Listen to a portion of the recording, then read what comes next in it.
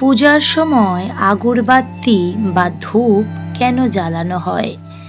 আমরা যখন পুজো করতে বসি তখনই আগরবাতি জ্বালাই। আমরা কি কখনো ভেবে দেখেছি যে পুজোতে আগরবাতি জ্বালানো কেন এতটা গুরুত্বপূর্ণ?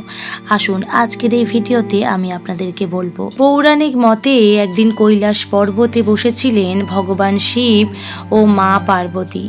চারিদিকে ছিল অপার শান্তি। মা পার্বতী মধুর কণ্ঠে জিজ্ঞাসা করলেন, প্রভু, মানুষ আমাদেরকে ফুল দেয়, ফল দেয়, নানান উপহার দেয়, কিন্তু তাদের মনের যে প্রার্থনা তা কি সত্যি আমাদের কাছে পৌঁছায়? ভগবান শিব ধোঁয়ার দিকে তাকিয়ে আস্তে করে বললেন, হে দেবী, যখন মানুষ আগরবাতি জ্বালায় তখন সেই সুগন্ধি ধোঁয়া যেমন আকাশের দিকে উঠে যায়, তেমনি তাদের আন্তরিক প্রার্থনাও দেবলোকের পথে যাত্রা করে। ঠিক সেই সময় সেখানে উপস্থিত হলেন দেবশ্রী নারদ। তিনি বললেন, প্রভু, তবে কি এই সুগন্ধি ভক্তির বাহন? শিব হেসে বলল, হ্যাঁ নারদ, সুগন্ধ মানুষের মনকে প্রবৃত্ত করে, পরিবেশকে নির্মল করে আর ভক্তিকে করে তোলে গভীর। সেই থেকে এই পূজার সময় আগরবাতি জ্বালানোর প্রথা শুরু হয়। কিন্তু এই কাহিনীর মধ্যে লুকিয়ে আছে এক গভীর শিক্ষা।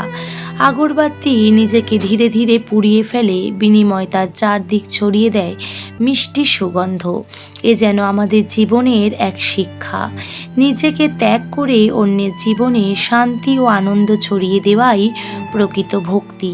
যে ঘরে ধূপের সুবাস ভাসে এবং ঈশ্বরের নাম উচ্চারিত হয়, সেখানে নেতিবাচক শক্তি দূরে সরে যায়। তখনই আপনি পূজার সময় আগরবাতি জ্বালান, মনে রাখবেন, ওটা শুধু এক টুকরো ধূপ নয়, ওটা আপনার হৃদয়ের অশ্রু, আপনার বিশ্বাস, আপনার ভালোবাসা, যা ধীরে ধীরে ঈশ্বরের চরণে পৌঁছে যাচ্ছে।